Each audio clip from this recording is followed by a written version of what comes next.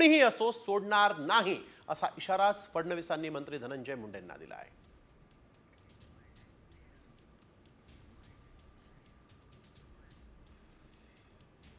परंतु साहेब, आपण संतोष देशमुखच्या प्रकरणात जी कणखर भूमिका घेतली, माननीय मुख्यमंत्री महोदय, अजून राख, वाळू, भूमाफिया यांना सुद्धा मोका लागला पाहिजे अशी आमची विनंती आहे आणि तुम्ही ते लावाल ही आमची खात्री आहे। आमचे सरपंच परिषदेचे लोक देखील मला भेटले होते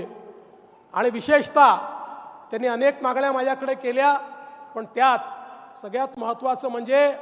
जी काही अतिशय दुर्दैवी घटना झाली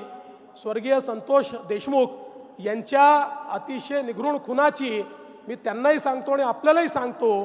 की अशा घटना कुठल्याही परिस्थितीत खपवून घेतल्या जाणार नाहीत आणि कोणी असो